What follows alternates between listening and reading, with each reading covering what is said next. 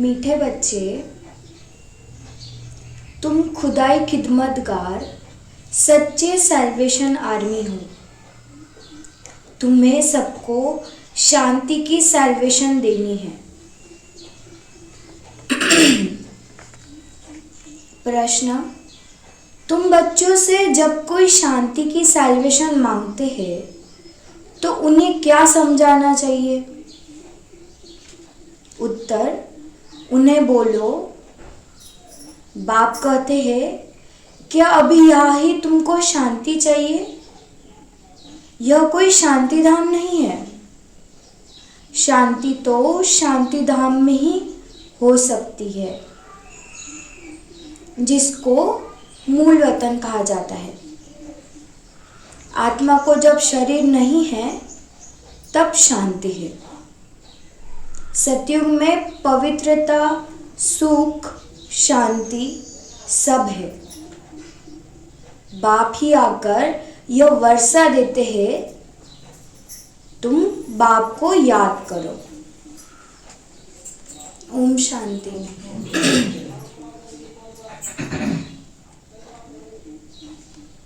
रूहानी बाप बैठ रूहानी बच्चों को समझाते हैं। सब मनुष्य मात्र यह जानते हैं कि मेरे अंदर आत्मा है। जीव आत्मा कहते हैं ना, पहले हम आत्मा हैं, पीछे शरीर मिलता है। कोई ने भी अपनी आत्मा को देखा नहीं है, सिर्फ इतना समझते हैं कि आत्मा है। दुनिया में जितने भी मनुष्य हैं, उन्हें तो लगता है कि मेरे अंदर आत्मा है, ये पता है, पर किसी को एक्चुअल पता नहीं है कि आत्मा क्या है और कहाँ रहती है। और उन्होंने कभी आत्मा को देखा भी नहीं है, तो कोई भी आत्मा को देख नहीं सकता है, सिर्फ इतना समझते हैं कि आत्मा है। जैसे आत्मा को जानते हैं, देखा नहीं है, वैसे परमपिता परमात्मा के लिए भी कहते हैं परमात्मा, माना परमात्मा, परंतु उनको देखा नहीं है। न अपने को देखा, न बाप को देखा है। कहते हैं कि आत्मा एक शरीर छोड़ दूसरा लेती है। तो हम मनुष्य आत्माओं ने आत्मा को तो देखा नहीं, मतलब खुद को देखा नहीं, ना ही बाप को देखा है। और ये भी बोलते हैं कि आत्मा एक शरीर छोड़ दूसरा लेती है, परंतु यथार्थ रीति नहीं जानते। 84 लाख योनियां भी कह देते हैं। वास्तव में 84 जन्म है, परंतु यह भी नहीं जानते कि कौन सी आत्माएं कितने जन्म लेती है। और 84 लाख योनियां बोल दिया है, पर वास्तव में क्या है? 84 जन्म है, और वो भी हमें पता नहीं है। तो इन सब बातों का मतलब आत्मा कौन है, हम क्या है, कैसे है, ये सब कुछ भी नहीं पता है। हमारा बाप कौन है, ये कुछ भी नहीं पता है। आत्मा बाप को पुकारती है, परंतु न देखा है, न यथार्थ रीति जानती है। तो आत्मा तो पुकारती है, हे पतित पावन आओ, आकर के हमें पावन बनाओ, पर यथार्थ बाबा का परिचय है ही नहीं। पहले तो आत्मा को यथार्थ रीति जानते, तब बाप को जानते। पहले हम खुद को जानेंगे, तभी हम बाप को जानेंगे। जब तक हम खुद को नहीं पहचानेंगे, तब तक बाप को कैसे पहचानेंगे? इसलिए पहले हमें हमारा परिचय मिलता है कि हम कौन है, फिर हमें बाबा का परिचय मिलता है कि भगवान कौन है। जो दुनिया में भगवान किसी मतलब पत्थर टिक्कर सर्वव्यापी कह दिया, प्रकृति को भगवान कह दिया, और जब तक हमें खुद की पहचान नहीं होगी, बाप की नहीं होगी। इसलिए खुद को पहचानना है, फिर बाप को पहचानना है। तो ये अभी हमने पहचान लिया है। अपने को ही नहीं जानते तो समझाए कौन? इसको कहा जाता है सेल्फ रियलाइज करना। हम खुद को पहचानना माना सेल्फ रियलाइज करना। सो तो ये हमें सब चीजें पता नहीं थी, किसने आकर हमें बताई? सो बाप बिगड़ तो कोई करा ना सके, हमें खुद भगवान आकर ये सब चीजें बताता है, क्योंकि और कोई ये चीजें हमें बता ही नहीं सकता है। आत्मा क्या है, कैसी है, कहाँ से आती है, कैसे जन्म लेती है, कैसी इतनी छोटी आत्मा में 84 जन्मों का पाठ भरा हुआ है, यह कोई भी नहीं जानते। तो ये सब बातें हमें कौन बताता है? बाबा बताते हैं कि हम आत्मा है, कैसी है, सूक्ष्म है, एकदम ज्योति बिंदु स्वरूप सूक्ष्म आत्मा है। कहाँ से आती है? परम धाम से आती है, अपना अपना पाठ बजाने। कैसे जन्म लेती है? 84 जन्म लेती है, अपने अपने जिसने बाप को पहचाना उस रीति वो जन्म लेते हैं, अपना पार्ट प्ले करते हैं। और कैसे इतनी छोटी आत्मा में 84 जन्मों का पार्ट भरा हुआ है, ये सब बातें हमें बाप ही बताते हैं। अपने को नहीं जानते तो बाप को भी नहीं जानते जब तक। इसलिए बाबा बताते कि पहले खुद को पहचानो, फिर बाप को पहचानो। यह लक्ष्मी नारायण भी मनुष्य का मर्तबा है ना। लक्ष्मी नारायण ये भी मनुष्य का मर्तबा, माना मनुष्य को वो पदवी मिली है, लक्ष्मी नारायण को वो पदवी मिली है लक्ष्मी नारायण की, पर वो भी मनुष्य है। और बाबा ऐसे क्यों कहते हैं कि खुद को आत्मा समझो फिर बाप को समझ सकेंगे? जैसे हम मनुष्य है, हमारे लौकिक फादर बाप मनुष्य ही है। अगर हमें खुद की पहचान है कि हम आत्मा है, तो हम परमात्मा को, परमात्मा को भी नहीं पहचान सकेंगे। इसलिए हमें हमारी पहचान जरूरी है कि हम आत्मा है।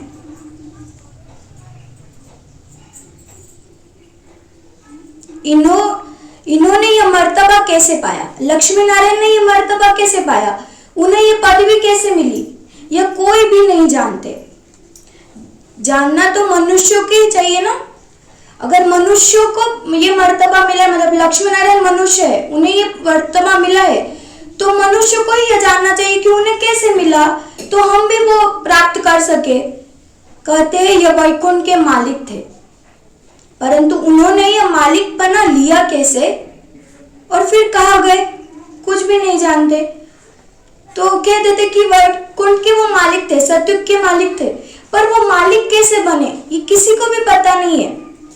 और मालिक थे और उन्होंने राज्य किया है, फिर वो बाद में कहाँ गए? ये सब चीजें हमें पता नहीं है, अभी बाबा आकर हमें बता रहे हैं। और हम भी ऐसे बन सकते हैं पुरुषार्थ से, बाबा की श्रीमत से, ये बाबा हमें बता रहे हैं। अब तुम तो सब कुछ जानते हो, हम सब कुछ जानते हैं, हम कौन हैं, हमने कितने पाठ लिए, हम कैसे लक्ष्मी नारायण जैसी पदवी पा सकते हैं, ये सब हम जानते हैं, क्योंकि बाबा ने हमें समझाया, बाबा ने हमें ढूंढा, बाबा की नजर हम पर पड़ी, इसलिए हम जान सकते हैं। तो उस चीज में, उस नशे में रहना है कि बाबा ने हमें ढूंढा है और मुझे ऐसा बनाना चाहता है बाबा। आगे कुछ भी नहीं जानते थे, जब तक हमें बाबा नहीं मिला था हम कुछ भी नहीं जानते थे। जैसे बच्चा पहले जानता है क्या कि बैरिस्टर क्या होता, पढ़ते पढ़ते बैरिस्टर बन जाता है। तो यह लक्ष्मी नारायण भी पढ़ाई से बने हैं। जैसे बच्चा बैरिस्टर की पढ़ाई करता है, वो जब पढ़ाई करता है तब उसे धीरे धीरे समझने लगता है। पहले नहीं पता था कि बैरिस्टर क्या होता है, क्या करते हैं। तो ऐसे ही लक्ष्मी नारायण भी पढ़ाई से बने हैं। तो वो कौन सी पढ़ाई है?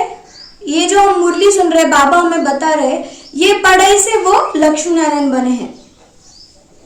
बैरिस्टरी, डॉक्टरी आदि सबके किताब है ना,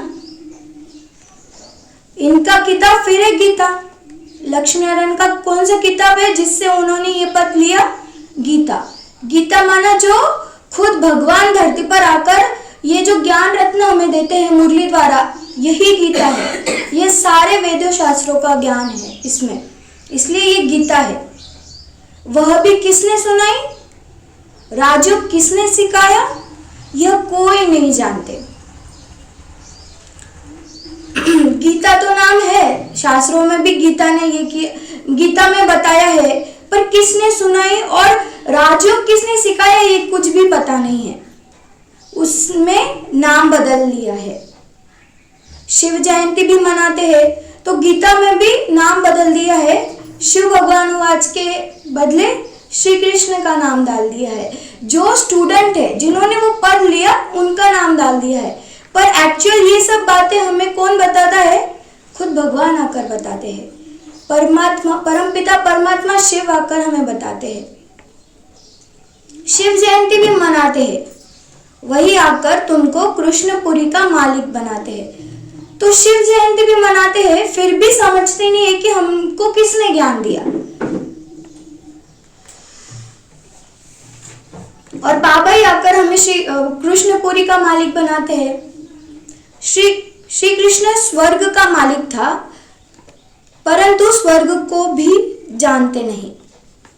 श्री कृष्ण स्वर्ग का मालिक था पर जानते नहीं है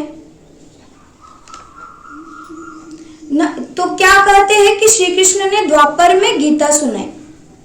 श्री कृष्ण को द्वापर में ले गए हैं, लक्ष्मी नारायण को सतयुग में, राम को त्रेता में। उपद्रव लक्ष्मी नारायण के राज्य में नहीं दिखाते। श्री कृष्ण के राज्य में कंस, राम के राज्य में रावण आदि दिखाए हैं। यह किसको पता नहीं है कि राधे कृष्ण ही लक्ष्मी नारायण बनते हैं।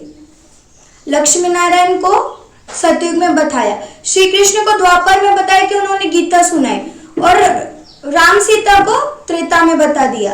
पर ये किसी को भी पता नहीं है कि राधे कृष्ण ही आगे जाकर लक्ष्मी नारायण बनते हैं। ये अभी हम बच्चों को पता है, अभी हम बाबा ने हमें ये पूरे सृष्टि चक्र का नॉलेज समझाया है। बिल्कुल ही अज्ञान अंधियारा है। वैसे तो दुनिया में कितने शास्त्र है, धर्म है, कितने कुछ मतलब बड़े बड़े शास्त्र है, पर ज्ञान नहीं है। इसलिए बाबा बोलते हैं अज्ञान अंधियारा। ये सब चीजें मतलब बोलते हैं लक्ष्मी नारायण सतयुग में है और श्री कृष्ण को द्वापर में बता देते। तो ये सब चीजें अज्ञान अंधियारा है। अज्ञान को अंधियारा कहा जाता है। ज्ञान तो है पर वो सही रीति का ज्ञान नहीं, इसलिए बाबा अज्ञान अंधियारा बताते हैं। और ज्ञान को रोशनी कहा जाता है। अब सोचरा करने वाला कौन? वह बाप है ना। ज्ञान को दिन, भक्ति को रात कहा जाता है। अभी तुम समझते हो यह भक्ति मार्ग भी जन्म जन्मांतर चलता आया है। हमने भी तो भक्ति की है। भक्ति को हम गलत नहीं बोल सकते, क्योंकि हमने जन्म जन्मांतर 63 जन्मों से भक्ति की है, तो हम उसको गलत नहीं बोल सकते, क्योंकि उसका ही हमें मतलब गिफ्ट बोल के बाबा मिला है। बाबा की हमने इतनी भक्ति की है, या हमने इतनी भक्ति की है इसलिए बाबा हमें मिला है, वो गलत नहीं है। पर अभी अगर हमें बाबा सही नॉलेज दे रहा है, सत्य ज्ञान दे रहा है, तो हमें उसको समझना है। और अपने जो तीसरा नेत्र है, ज्ञान का तीसरा नेत्र, आत्मा खुद मतलब आत्मा की जो जगानी है, और ज्ञान का तीसरा नेत्र खोलना है। सीढ़ी उतरते आए हैं, कला कम होती जाती है, मकान नया बनता है, फिर दिन प्रतिदिन आयु कम होती जाएगी। तो हम सीढ़ी उतरते उतरते आए हैं, कला कम हमारी होते होते फिर अभी हम 3/4 पुराना हुआ है, उसको पुराना ही कहेंगे। ये जो दुनिया ये 3/4 पुराना हो गई, अब तो कलयुग का भी अंत आ गया है, तो ये पुरानी हो गई है। बच्चों को पहले तो यह निश्चय चाहिए कि यह सर्व का बाप है, जो ही सर्व की सदगति कराते हैं, सर्व के लिए पढ़ाई भी पढ़ाते हैं। तो हमें पहले क्या निश्चय चाहिए कि सर्व का बाप एक ही है, शिव पिता परमात्मा, जो ही सर्व को सदगति सही राह बताते हैं और सर्व के लिए पढ़ाई भी पढ़ाते हैं। ये जो ज्ञान रत्न हम सुन रहे हैं, ये बाबा हमें पढ़ाई पढ़ा रहे हैं। किसके लिए? हम लक्ष्मी नारायण जैसी पदवी पा सके, इसलिए। तो ये हमें निश्चय चाहिए कि हमें खुद भगवान पढ़ा रहा है। सर्व को मुक्ति धाम ले जाते हैं। तुम्हारे पास एम ऑब्जेक्ट है, हमारे पास एम ऑब्जेक्ट है कि हमें लक्ष्मी नारायण जैसा बनना है। तुम यह पढ़ाई पढ़कर जाए अपनी गद्दी पर बैठेंगे। हम जितना अच्छी रीति पुरुषार्थ करेंगे, श्रीमत पर चलेंगे, हम उस गद्दी के हकदार बनेंगे। इसलिए हमें श्रीमत पर, जैसे बाबा बोल रहा है वैसे अच्छी रीति चलना है और पढ़ाई में नंबर 1 लेकर गद्दी, वो जो मालिक है, मतलब विश्व की मालिकी प्राप्त करनी है। बाकी सबको मुक्ति धाम में ले जाएंगे। तो जिसने बाबा को नहीं पहचाना उसको फिर मुक्ति धाम में ले जाएंगे, मतलब परम धाम रहेंगे वो द्वापर युग तक। चक्र पर जब समझाते हो तो उसमें दिखाते हो कि सतयुग में यह अनेक धर्म है नहीं। चक्र पर जब समझाते हो उसमें दिखाते हो कि सतयुग में यह अनेक धर्म है नहीं। उस समय वह आत्माएं निराकारी दुनिया में रहती है। यह तो तुम जानते हो कि यह आकाश पोलार है। तो जब हम चक्र देखते तो उसमें हमें पता चल जाता है कि वह एक धर्म, एक राज्य, एक भाषा, सब वही था। उसके बाद में धर्म आते गए द्वापर से।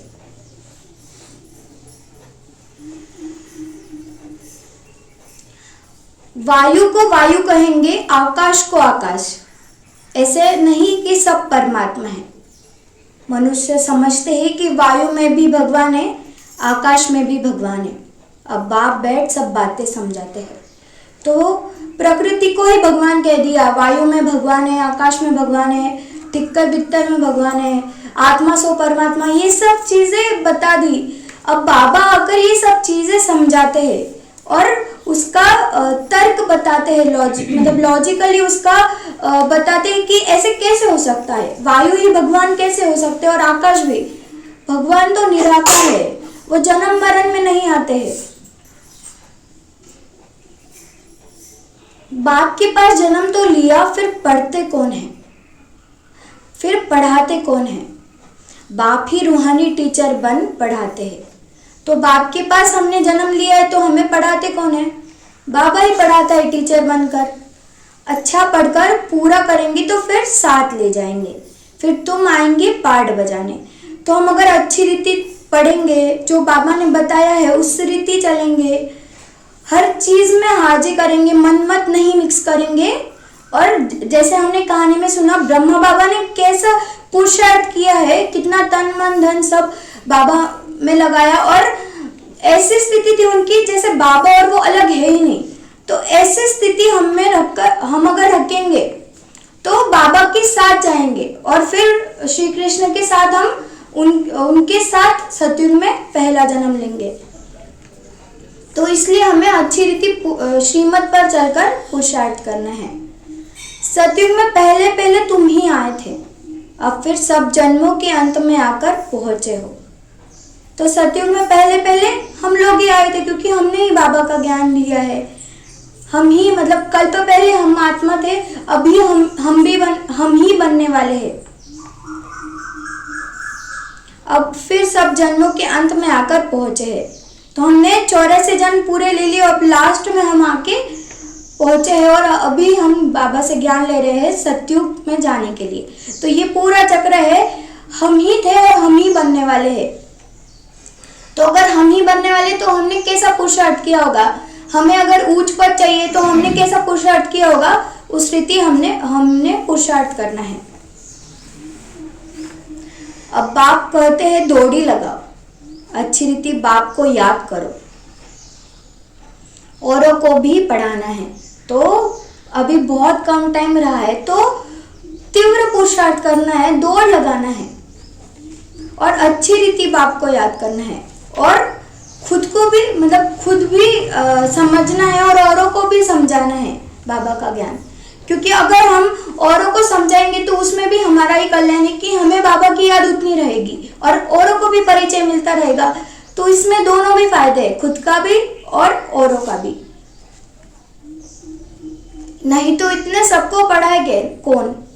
बाप का जरूर मददगार बनेंगे ना। तो बाबा हम बच्चों को मददगार, राइट हैंड बोलता है, तो हमें बाबा का मददगार बनना है। खुदाई खिदमतगार भी नाम है ना, अंग्रेजी में कहते हैं सैल्वेशन आर्मी। कौन सी सैल्वेशन चाहिए? सब कहते हैं शांति की सैल्वेशन चाहिए। बाकी वह कोई शांति की सैल्वेशन थोड़ी देते हैं। जो शांति की सैल्वेशन मांगते हैं उन्हें बोलो, बाप कहते हैं क्या अभी यहाँ ही तुमको शांति चाहिए? यह कोई शांति धाम थोड़ी है। शांति तो शांति धाम में ही हो सकती है, जिसको मूल वतन कहा जाता है। आत्मा को शरीर नहीं है तो शांति है। बाप ही आकर यह वर्षा देते हैं, तुम्हारे में भी समझाने की बड़ी युक्ति चाहिए। तो ऐसे बोलते कि शांति की सैल्वेशन चाहिए, तो हम जब शरीर में नहीं रहेंगे, जैसे शांति चाहिए, मुक्ति वाली शांति चाहिए, तो ऐसे शांति शांति धाम, मुक्ति धाम, परम धाम में ही मिलेगी। जब हम शरीर में है तो हम शांति, वैसे शांति नहीं मिल सकती। हमें हमारे स्वधर्म में टिकना है, शांति में रहना है, क्योंकि ये दुनिया अशांति भरी हुई है। क्या क्या है इस दुनिया में, तो हमें अंदर से स्वधर्म में टिककर शांत रहना है और बाबा को याद करना है। और जैसी शांति चाहिए मुक्ति वाली, वो तो परम धाम में मिलेगी। शरीर नहीं है तब वैसे शांति मिलती है, क्योंकि वहां पे तो कुछ कार्य ही नहीं है। अगर हम शरीर में हमें कर्म करना है तो हमें वैसे शांति नहीं है, पर बाबा फिर वही रास्ता बताते हैं कि हम शरीर में होते हुए भी शांत कैसे रहे, स्वधर्म में कैसे टिके।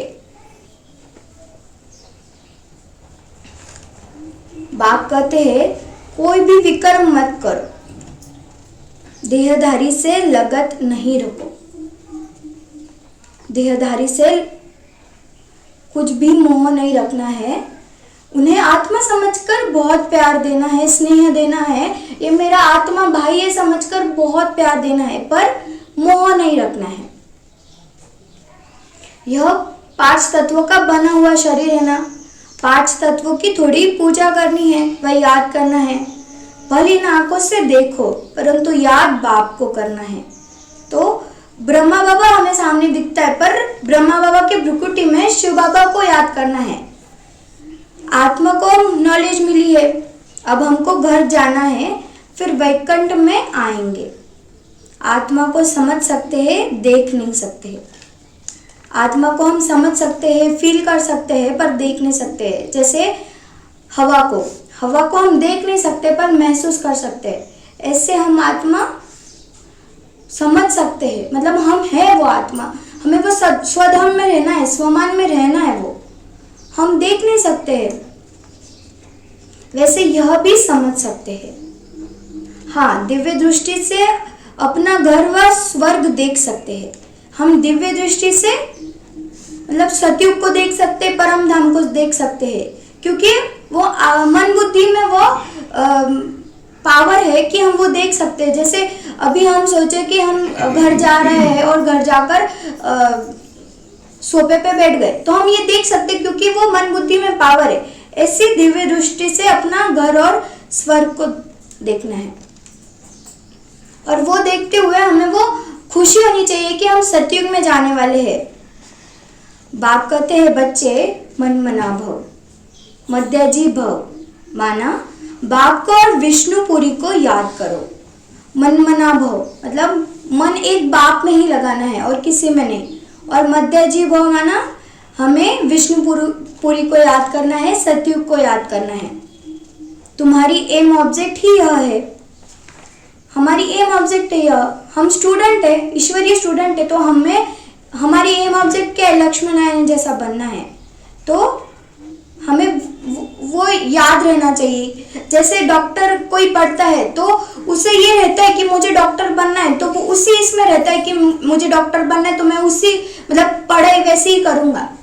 तो ऐसे ही अगर हमें लक्ष्मी नारायण बनना है, राज्य करना है, राजा बनना है, तो हमें उसी रीति पढ़ाई करनी पड़ेगी, तभी हम वो ले सकेंगे।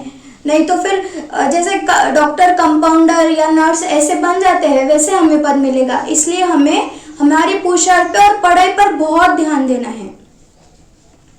बच्चे जानते हैं हमको अभी स्वर्ग में जाना है, बाकी सबको मुक्ति में जाना है।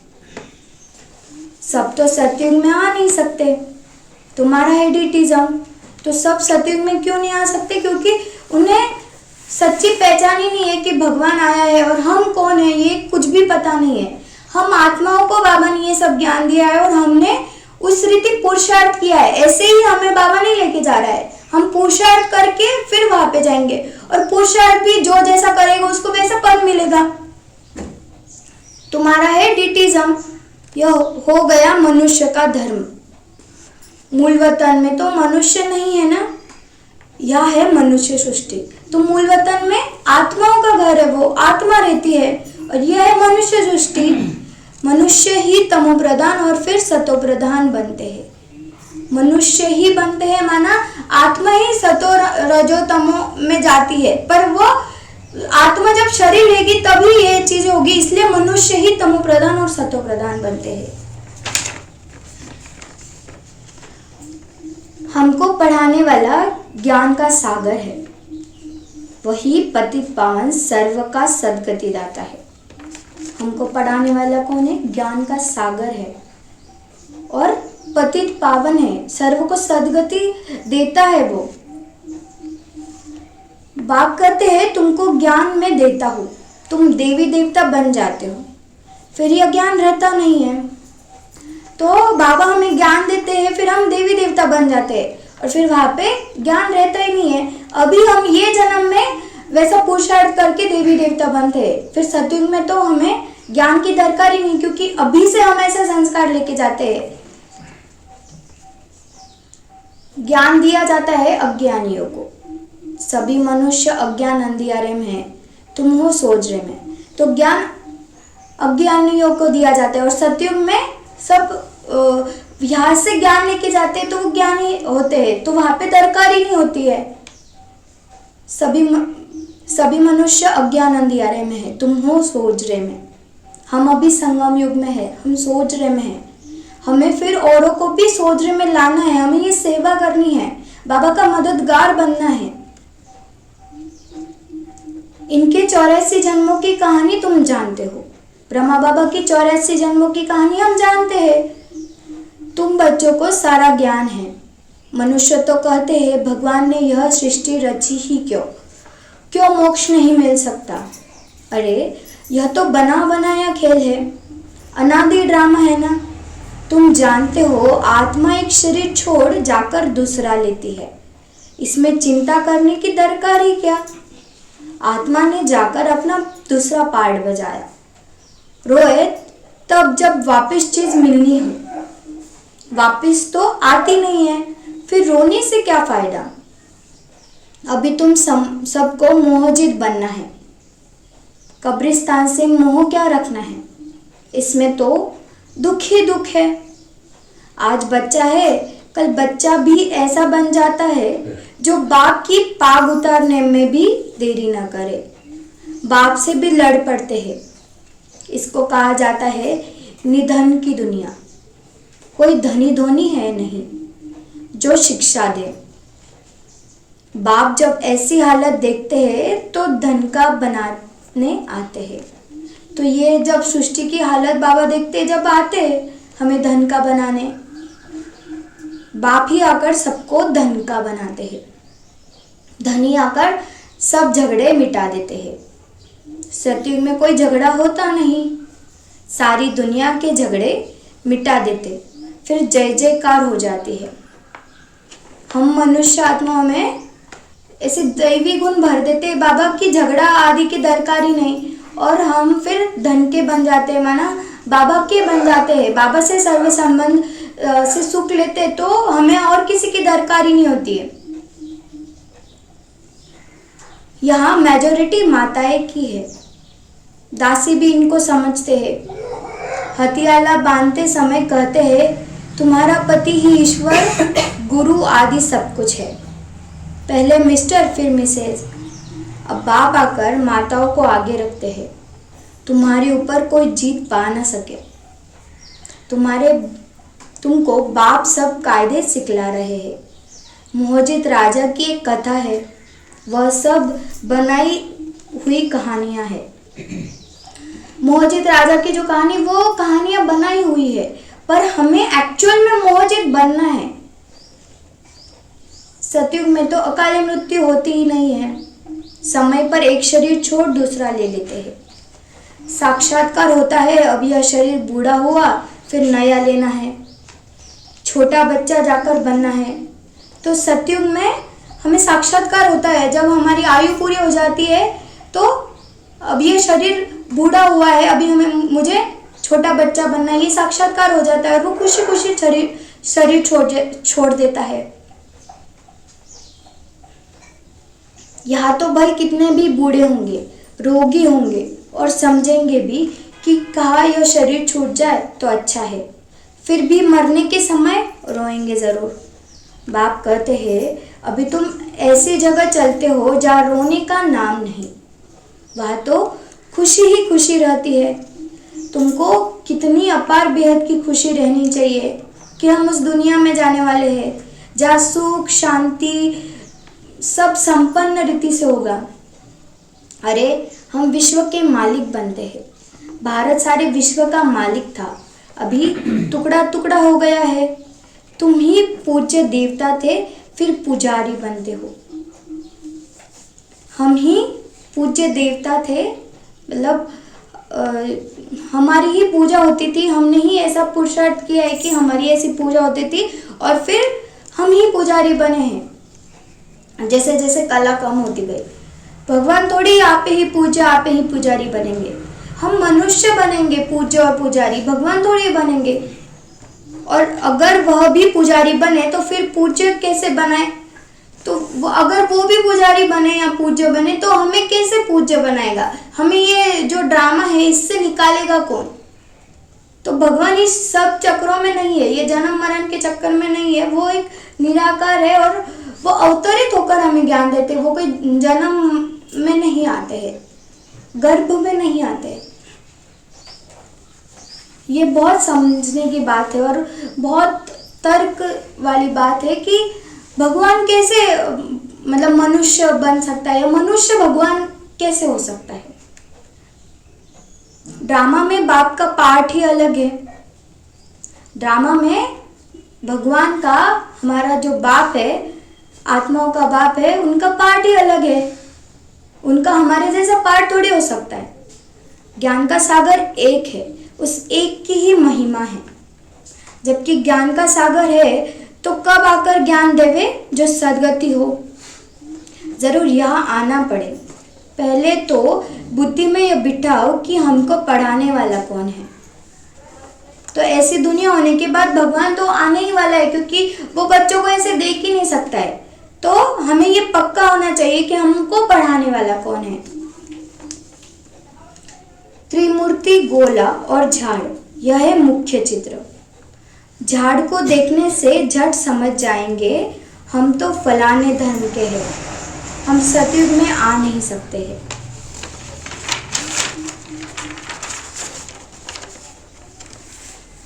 शिव बाबा ब्रह्मा द्वारा देवता धर्म यानी नई दुनिया की स्थापना कर रहे हैं। शंकर द्वारा पुरानी दुनिया का विनाश, फिर विष्णु द्वारा नई दुनिया की पालना करते हैं। बाबा ही नई दुनिया की स्थापना कर रहे हैं ब्रह्मा द्वारा, और शंकर द्वारा बाबा विनाश कर रहे हैं।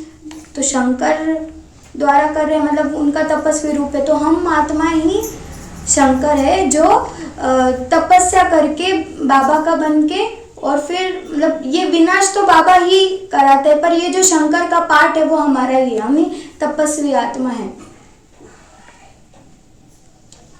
विष्णु द्वारा नई दुनिया की पालना करते हैं। यह सिद्ध हो जाए कि बाबा ही कराता है इनके द्वारा। ब्रह्मा सो विष्णु, विष्णु सो ब्रह्मा, दोनों का कनेक्शन है ना। ब्रह्मा सरस्वती सो फिर लक्ष्मी नारायण बनते हैं। तो ये जो ब्रह्मा सो विष्णु, विष्णु सो ब्रह्मा है, ये अभी हमें पता है कि ब्रह्मा सरस्वती ही लक्ष्मी नारायण बनते हैं जो विष्णु है, और फिर विष्णु ही पार्ट बजाते बजाते ब्रह्मा लास्ट के पार्ट में बनते हैं। ये सब कनेक्शन और ये सब बातें हमें ही पता है, जो बाबा आकर हमें बताते हैं। चढ़ती कला एक जन्म में होती है, फिर उतरती कला में 84 जन्म लगते हैं। हमारी चढ़ती कला एक ही जन्म में होती है।